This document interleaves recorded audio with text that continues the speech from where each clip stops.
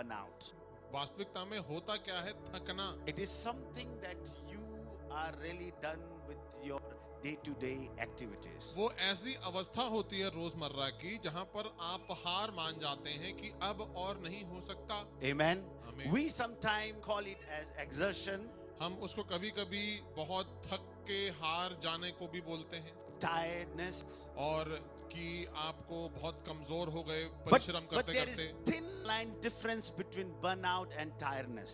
लेकिन हार मान लेना और थकने में एक छोटी सी एक लकीर होती है। Are you with me, church? क्या आप मेरे साथ हैं? Burnout means you going through that particular season and still that wound, that experience, that memory is left in your heart. Burnout का मतलब होता है कि आप एक थकान के मौसम से होकर गुजरे और वो थकान के जो घाव हैं अभी भी लेकर चल रहे हो। So much so that now you cannot take more. इतना ज्यादा कि आप उसके दबाव में हार गए। Amen. You might be loving God or serving the Lord, yet you might have experienced burnout season. हो सकता है कि आप प्रभु की सेवा में लगे हो, प्रभु से प्रेम कर रहे हो और फिर भी आप ऐसे करने में थक गए। Burning inside will revive you, but burning out will exhaust you. अंदर से जलते रहने में आपको सामर्थ्य मिलेगी, लेकिन बाहर से अगर आप थक गए तो आप गिर सकते हो। Hallelujah. हालेलुया।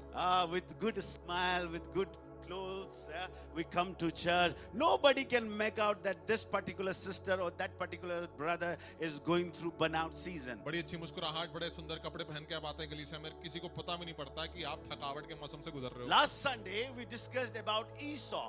हमने पिछले सप्ताह ईसौ की कहानी में से देखा था। A very strong man, skilled man. एक बलशाली और शैली प्राप्त व्यक्ति। The firstborn of Isaac, the pride for Isaac. इसहाक की पहली संतान पहला था और वो उसकी आंखों का तारा था। Every day Esau, used to go to the jungle with the weapon, with the bow and arrows to kill the animal and bring back home. हर रोज अपने शस्त्रों को लेकर वो जंगल में जाता था और जानवर को मार के लेके आता था शिकार करके और अपने पिता के लिए भोजन के लिए तैयारी देता था। But Bible says one day he was totally exhausted and hungry. लेकिन बाइबल में लिखा है कि एक दिन ऐसा हुआ जब वो थक के हार रख के आ गया और बहुत भूखा पड़ गया।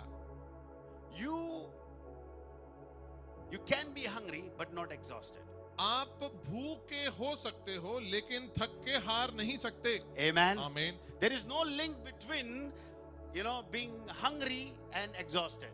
थक के हारने में और भूख लगने में कोई रिश्ता नहीं होना चाहिए। This exertion was different from the other tiredness. जो सामान्य थकान होती है ये उससे भिन्न थी। He was ready to exchange his birthright for the food with Jacob.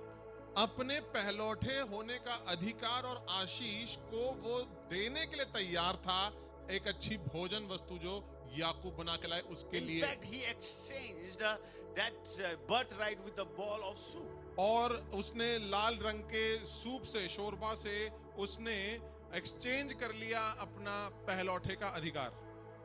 Are you getting me, church? क्या आप मेरे साथ हैं कलीसिया? Sometimes that kind of burden, that kind of burnout will really, make us move out from the plan of God. कभी-कभी थकान से इतना ज्यादा हार जाते हो कि आपको लगता है कि प्रभु की जो योजना है उससे अलग ही हो जाते हैं। Hallelujah. हालेलुया।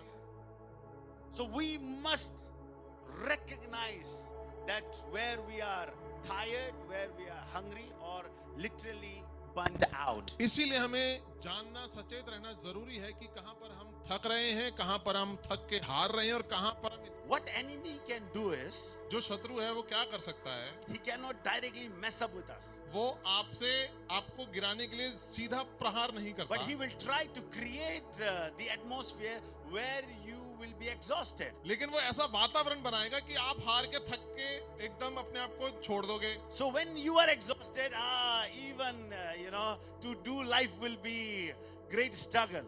थके मारे होकर आपको जिंदगी जीना भी कठिन लगेगा। To do your day-to-day work in your office will be very hard. So enemy is trying to steal that rest out of you. जो आपके अंदर विश्राम प्रभु ने डाला है वो शत्रु चुराने को है। That's why इसी कारण there is no joy, in coming to church, in doing life, enjoying time with your family. There is no joy.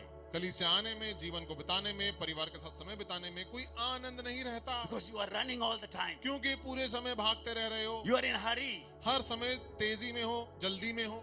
But I pronounce in the name of Jesus. लेकिन यीशु के नाम में मैं ऐलान करता हूँ, From today you are going to experience divine rest of God. मैं आज से आपके ऊपर बोलता हूँ कि प्रभु का ईश्वरीय विश्राम को आप पाओगे। You will not avoid yourself from the plan of God. प्रभु की योजना से अपने आप को बेदखल नहीं करोगे। Hallelujah. Hallelujah. This will be a healthy church. Our families will be a healthy, family. Our children will be healthy. Our marriages will be healthy because we know the power of rest in Christ. और चूंकि हमें परमेश्वर के विश्राम की सामर्थ्य पता है, हमारा परिवार, हमारी कलीसिया, हमारे बच्चे स्वस्थ रहेंगे।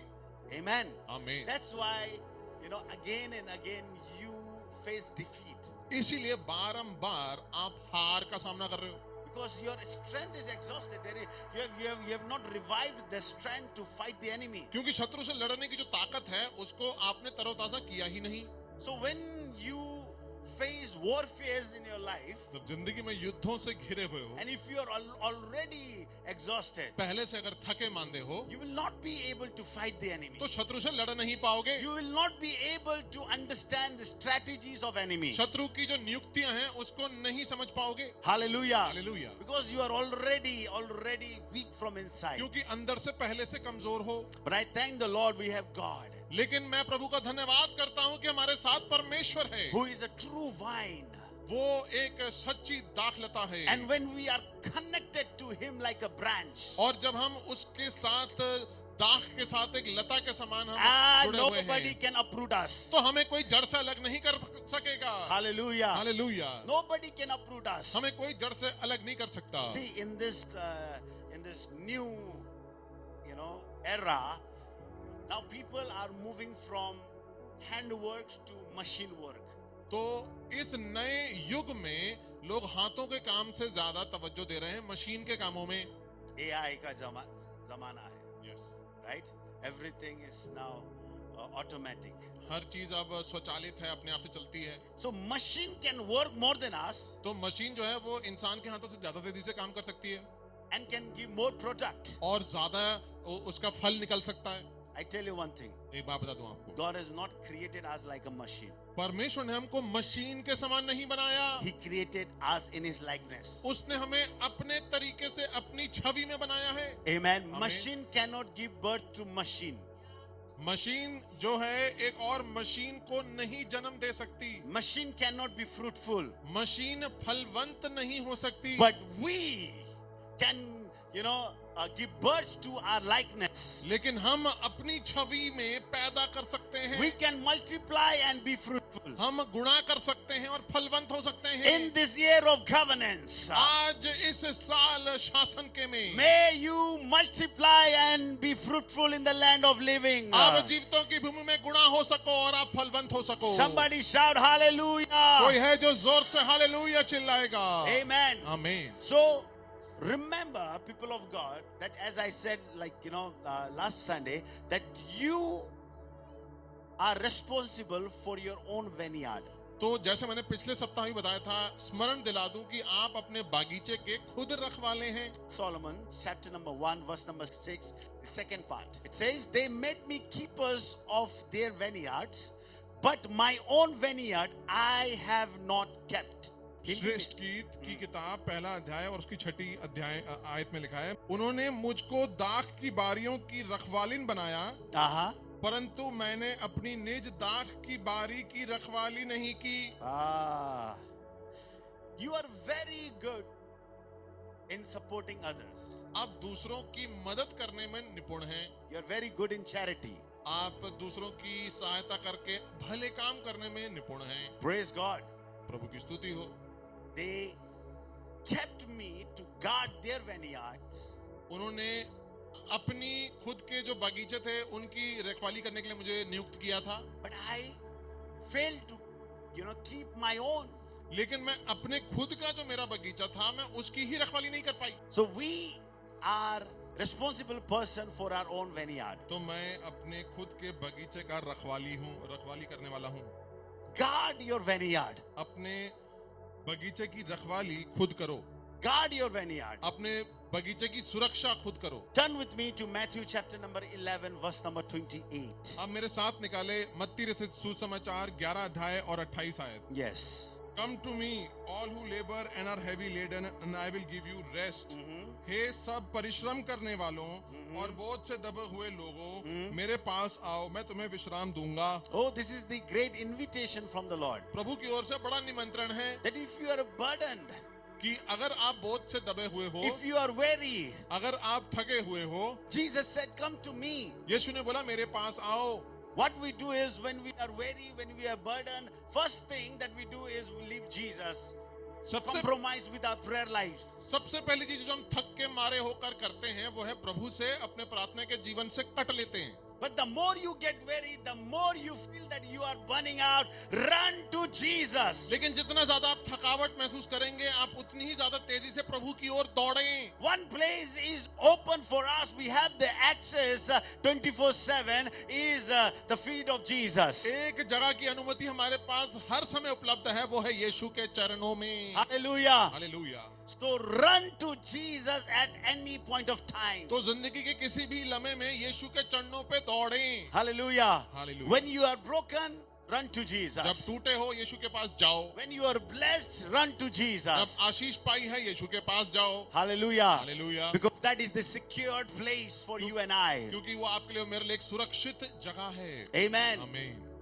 Come to me, those who are weary and burdened, I will give you rest. हे परिश्रम करने वालों, बोझ से थके दबे हुए लोगों, मेरे पास आओ, मैं तुम्हें विश्राम दूंगा। And says, take my yoke upon you and learn from me. मेरा जुआ अपने ऊपर उठा लो और मुझसे सीखो। See, taking yoke from Jesus is not only enough, यीशु से जो जुआ है उससे लेना ही काफी नहीं है, but you have to learn how to handle it. लेकिन उसकी रखवाली करना भी सीखना पड़ेगा। Hallelujah. Hallelujah. See, you can be delivered at once. एक बारी में छुटकारा हो सकता In है। Jesus' name, get out, delivered.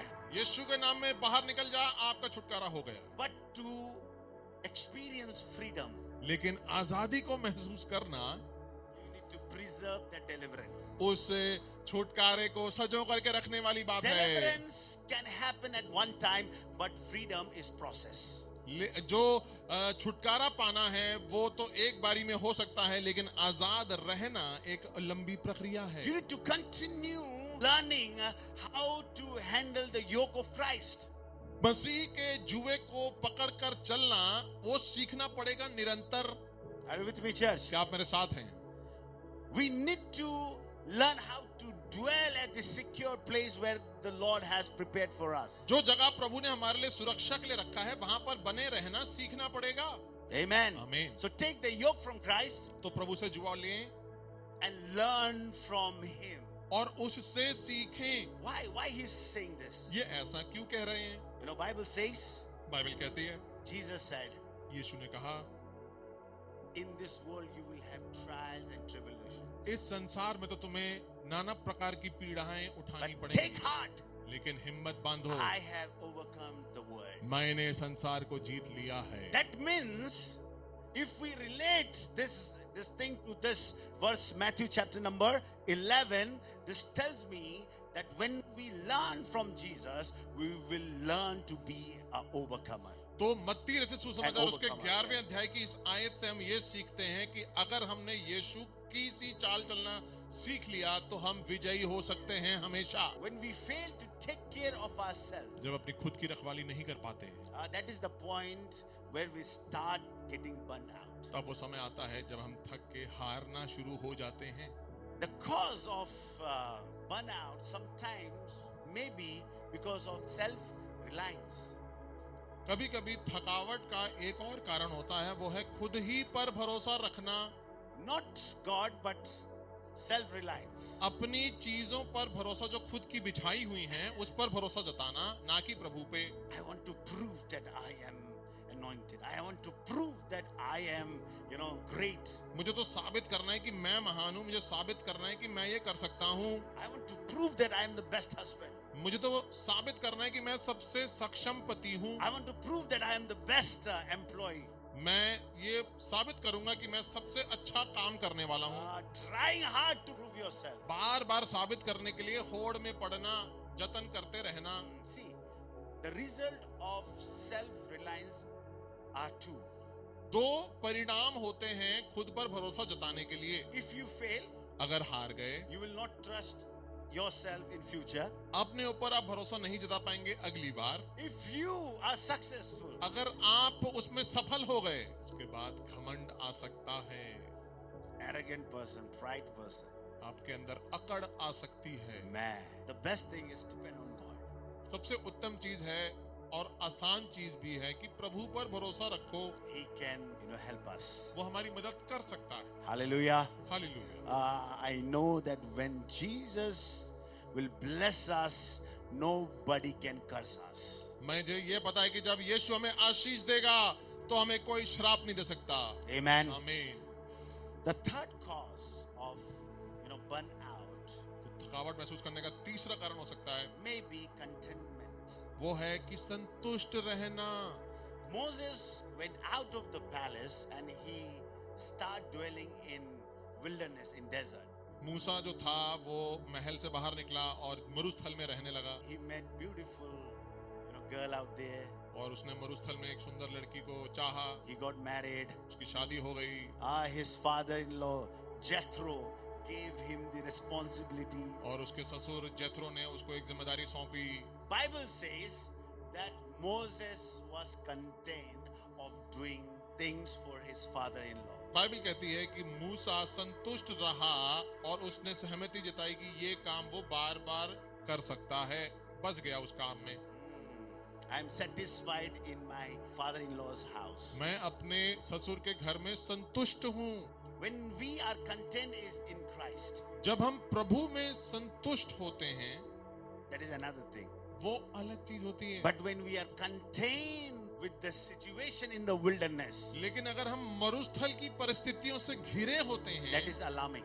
वो होता है खतरे की घंटी. Moses, you are called to lead Israelites out of Egypt. मूसा, तुमको तो बुलाया गया है इस्राएलियों को मिस्र से बाहर निकालने के लिए. But you are settled in wilderness in Jethro's house. लेकिन तुम मरुस्थल में अपनी नौकरी से खुश हो, संतोष जता रहे हो. So that contentment, being sense of feeling secure.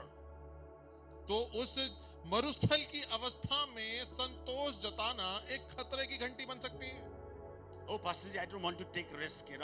I'm secure. मुझे तो रिस्क नहीं उठाना, मैं खतरा मोल नहीं ले सकता. But this year, let me tell you, this year is the year for risk takers. और इस साल मैं कह रहा हूं कि ये रिस्क लेने का साल है. Who is ready to go beyond the limitation? कौन है जो सीमा को लांघ कर प्रभु के लिए कदम उठाएगा? Who has that daring heart to take challenges? कौन है जो साहसी बनकर चुनौतियों का सामना करेगा? Hallelujah. Hallelujah. Oh, for them this year will be glorious. उन लोगों के लिए ये साल महिमित होएगा. I said for them this year will be glorious. मैंने कहा ऐसों के लिए ये साल आशीषित रहेगा. Do I have risk takers in the house? क्या यहाँ पर खतरा मोल लेने वाले लोग हैं? Do I have the child of God who is ready to come out of the boat? क्या यहाँ पर परमेश्वर की ऐसी संतान हैं जो उस नाव से बाहर कदम रखने के लिए तैयार हैं? Like Moses, मूसा के समान.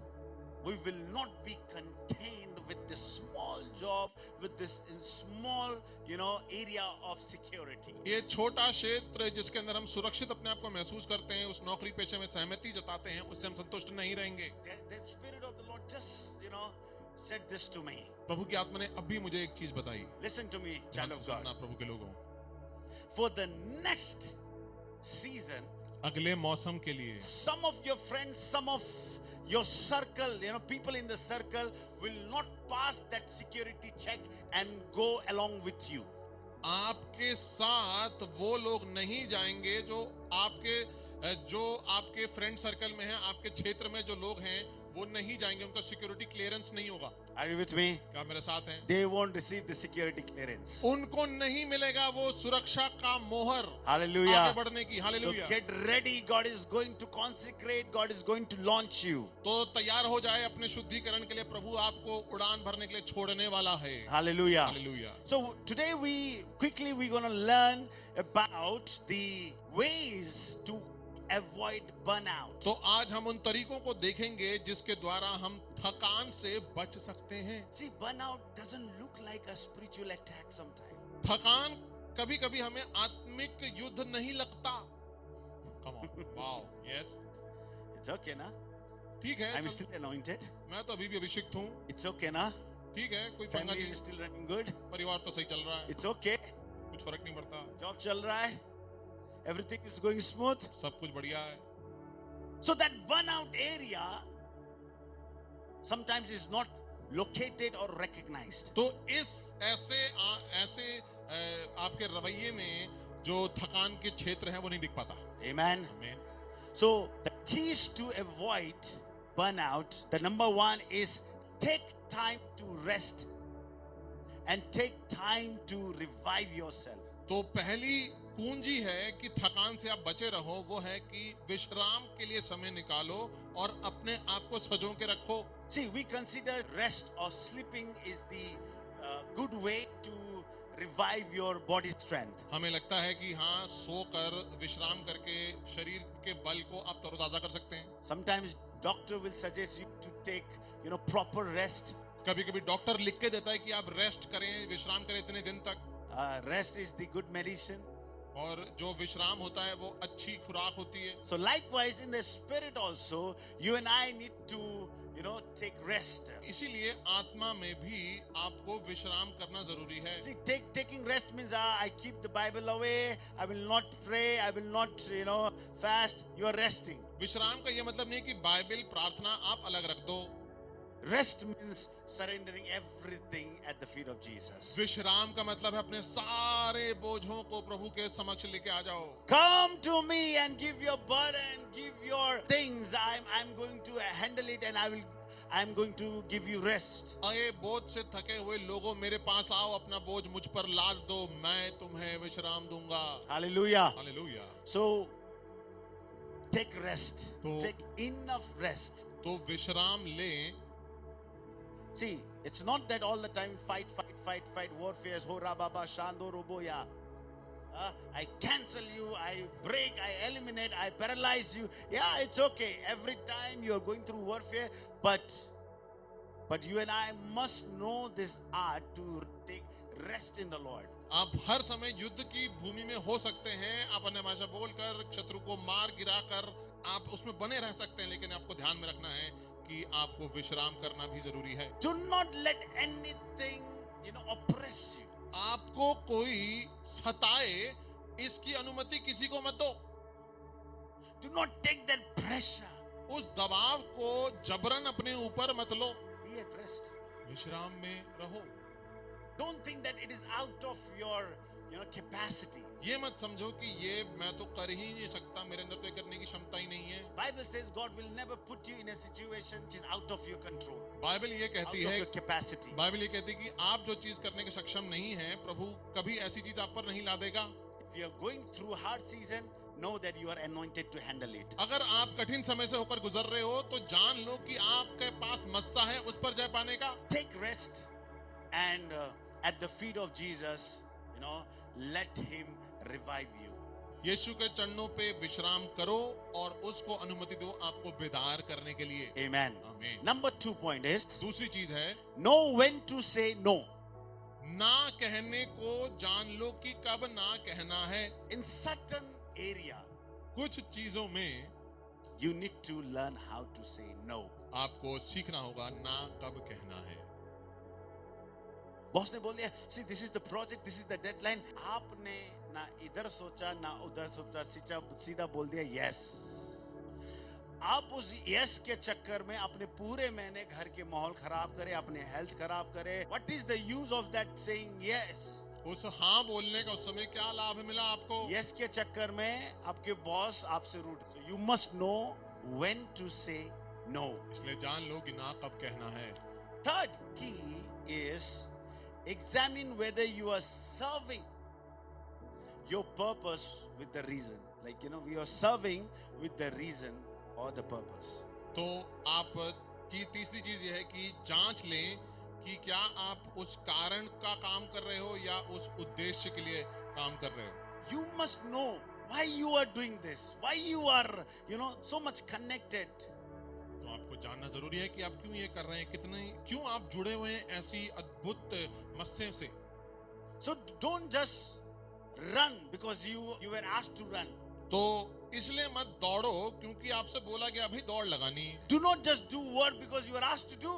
आप काम इसलिए मत करो क्योंकि आपको बोला गया कि भाई काम करना है।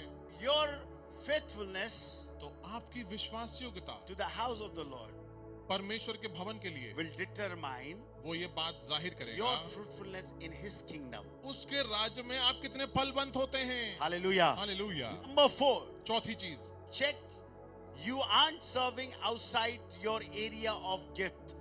और ये जांच लो कि आप अपने तोड़े या आप अपने वरदान से अलग होकर कहीं सेवा तो नहीं कर रहे। If you miss me or if you don't hear me carefully, you may misinterpret. हो सकता है कि अगर हम ध्यान लगा के ना सुनो तो हो सकता है कि आप गलत समझ लो। Do not try to serve the Lord out of your gifting. जो आपको वरदान मिला है उससे विपरीत है, उससे अलग होके प्रभु की सेवा करना मत शुरू कर देना। For an example, you are called to be the part of the worship team. हो सकता है कि प्रभु ने आपको बुलाया हो कि वर्शिप टीम के आप भाग हों। If God is calling you, He is qualifying you also. तो प्रभु अगर आपको बुला रहा है तो आपको योग्य भी बना रहा है। God will anoint you. तो प्रभु आपको वरदान देगा, आपको मस्सा करेगा। But लेकिन if you locate yourself out of the ministry of worship, अगर आप आराधना की सेवकाई से अपने आप को अलग देखते हैं, there you may feel burnout. वहां पर आप थकान महसूस कर पा सकते हैं, हो सकता है। या? So we are gifted, we are anointed in particular area. हम वरदान पाए हुए और मस्सा पाए हुए हैं अपने क्षेत्रों में जो प्रभु ने हमें दिए। So do not start anything which will not last for a longer period of time. लंबे समय के लिए जो चीज ना चले उसको शुरू मत करो। Hallelujah. Hallelujah. If you are a songwriter, do the best. अगर आप गाने लिखते हैं तो सबसे उत्तम गाने लिखिए। सभी चीजों में मास्टर बनने की कोशिश मत करिए। Particular चीजों में use that area to benefit, to ignite, okay, to ignite your calling. तो उस क्षेत्र का आप उसमें काम करें, उसका प्रतिफल उठाएं ताकि अपनी बुलाहट को और आप जला के रख सकें। Fifth point is association. पांचवी जो कुंजी है वो है अपनी संगठन को जान लो, किन लोगों से आप जुड़े हुए हैं जांच लो। Surround yourself with the anointed people. Surround yourself with the people who is ready to support you. अभिषिक्त लोगों से घिरे रहो, उन लोगों से घिरे रहो जो आपकी सहायता करेंगे। Amen. Amen. Who can understand your burnout area जो आपकी थकान के क्षेत्रों को समझ सकते हैं and also who can see the burning area. और जो ये भी देख सकते हैं कि किस चीज में आप लौ लगाए हुए हैं। There may be burnout areas in your life, but also there are burning area, but the area burning by the fire of Holy Spirit. वो जगह भी होगी आपके जीवन के अंदर जो पवित्र आत्मा की अग्नि से ज्वलंत है आपके जीवन में। Hallelujah. Hallelujah. So you and I need to be surrounded with those people. तो ऐसे लोग जो इनको जान सकें, इनसे घिरे रहो। How can we be a part of the kingdom and celebrate the downfall of brother? हम कैसे प्रभु के राज्य का भाग हो सकते हैं और अपने ही भाई की कमजोरी का हम उसको वाहवाही करें। So we must now come up, rise up like a real child of God with great mindset, carrying the DNA of Christ. तो अब हमें परमेश्वर का अंश लेकर ऐसी चीजों से उठ खड़ा होना है प्रभु के राज्य में। And surround ourselves with the people who carries the same DNA. और प्रभु का वही अंश लेकर चलने वाले लोगों से अपने आप को घेर के रखना है। There is connection in the spirit. आत्मा में एक जोड़ है। So when you come near to the Elizabeth, जब एलिशबा के पास जाएंगे, Elizabeth is, I'm talking about the spirit being. इलिशबा की जो आत्मा है मैं उसकी बात कर रहा हूँ कि उसको जांच लो. So when you go nearby or when you are connected to the one who carries the same DNA in the spirit, तो जब आप उनसे जुड़ोगे जो आत्मा में वही अंश लेकर चल रहे हैं, your spirit will get connected and your spirit will rejoice and leap. तो आपकी आत्मा ताजी हो जाएगी और आपकी आत्मा उछल पड़ेगी. ऐसे में I would call that moment as Elizabeth moment. और उस लम्हे को मैं इलिशबा का लम्हा कहूंगा. आमीन. So surround yourself with burning people, not with burnout people. तो ऐसे लोगों से घिरे रहें जो प्रभु के लिए जलते रहते हैं. जो चोटिल होता है वो आपको चोटी देगा. Come on, yes. जो ब्लीडिंग हो रहा है ना, जो चोट लग के अभी भी ब्लीडिंग हो रहा है, अभी भी खून बह रहा है, वो आपको लाल कर देगा. लेकिन जो प्रभु के लिए जल रहा है, जिनको बस प्रभु के राज्य और सारी चीजें से मतलब, मैं आपको बता रहा हूं, ऐसे लोगों के साथ आप घिर जाइए, आप भी उन्हीं में से बनेंगे. आमीन. आमीन. Amen. वही उन्हीं में से बनना है. So surround yourself, those who are ready to support you, those who are ready to catalyst the fire in you. जो आपके अंदर आग लगी हुई है उसको जलाकर रखने वाले लोगों से घिरे रहिए. आपकी सहायता करने वाले लोगों से घिरे रहिए. Amen. आमीन. Those who will really celebrate the things that you have birthed. जो चीजों को आपने जन्मा है उन चीजों का जो उत्सव मनाते हैं, ऐसे लोगों से जुड़े रहो. Amen. Amen. You know, like last Sunday I told you about the story of Hagar and Ishmael. मैंने पिछले सप्ताह हाजिरा और इस्माइल की कहानी बताई थी आपको. The moment the supply was over, जैसे ही उनका मुहैया खत्म हुआ, she was hungry, the baby was hungry. तो उनको भूख लगी, थोड़े छोटे बच्चे को भूख लगी. He left that baby boy वो छोटे बालक को वहीं छोड़ करके at the distance and she went out of sight, और उससे दूर हो गई और आगे निकल गई, expecting that baby to die.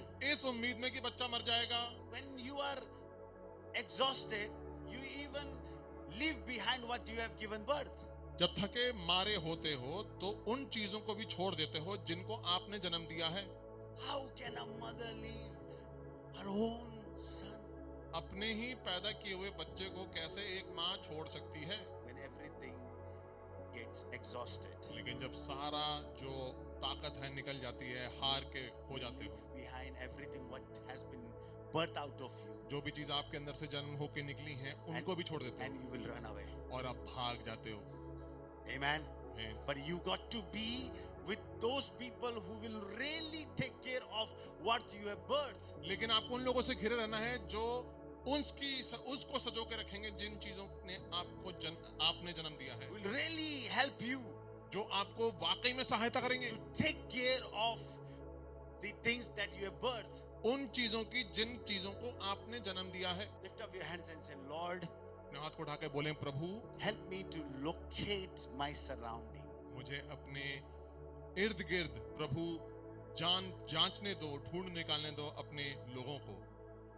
Help me to locate my tribe.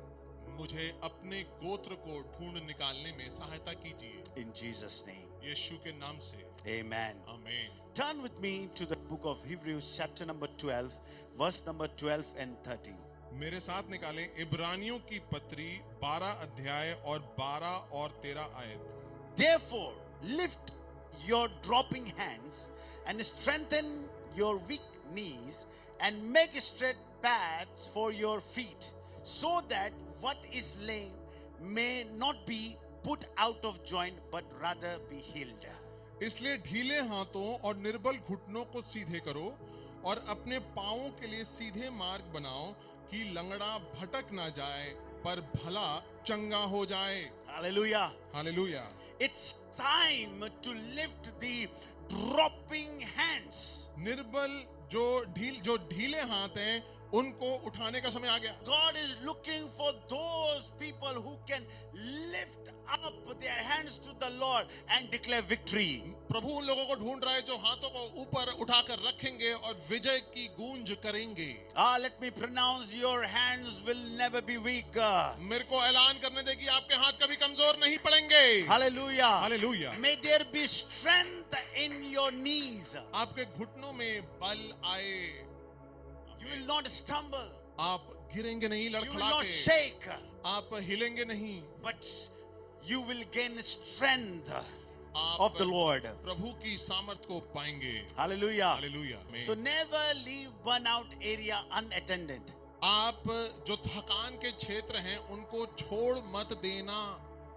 Locate it and bring it at the feet of Jesus. ढूंढ निकालो और प्रभु के चरणों में लेके आइए। You shall run, but you will not be weary. आप दौड़ोगे लेकिन थकोगे नहीं। You will never faint. आप कभी बेहोश नहीं होगे। Hey, we don't have time to, stay back, fall back, and expect to die. और हमें बस समय नहीं है जाया करने के लिए कि हम पीछे होकर इंतजार करें कि मर जाएं। Whatever is disappointing you, जो भी चीज आपको दुखी कर रही है, will no more disappoint you from today. अब से आपको उदास नहीं करेगी। I said nothing will disappoint you from today. मैंने कहा कोई भी चीज आपको दुखित नहीं करेगी। You are shifted to the higher dimension. अब आप पहुंच गए हो उच्चतर स्तर में। Now you have the upper hand and upper view. अब आपके पास उच्चतम दृष्टि है और उच्चतम प्रभु का हाथ है। And with the new understanding, you will refuse to experience burnout. और इस प्रभु की नई समझ के साथ आप थकान के क्षेत्र को वही नहीं छोड़ोगे, प्रभु की दृष्टि में लेके आएंगे। Hallelujah. हालेलुया। This year, इस साल you and I don't have time to stay burnt out. हमारे पास समय जाया नहीं है कि हम थके रहें। You and I must run and run with the Spirit of God. हमारे को भागना है, दौड़ना है प्रभु की गति से। So I eliminate all burnouts area from your life. आपकी जिंदगी से हर एक थकावट के क्षेत्र को निकालता हूं मैं यीशु के नाम में। Amen. आमीन। Right now, as you are under the unction of Holy Spirit, इसी समय जब पवित्र आत्मा की गहरेपन में हो आप, oh, may Holy Spirit touch that burnout area. उस थकावट के क्षेत्र को पवित्र आत्मा बाहर निकाल ले। Right now, इसी समय there is no burnout area. कोई थकावट का क्षेत्र नहीं बचेगा। You will not be disappointed. अब आप उदास नहीं होगे। Oh, in the name of Jesus. और यीशु के नाम में, In the name of Jesus. यीशु के नाम में। Oh,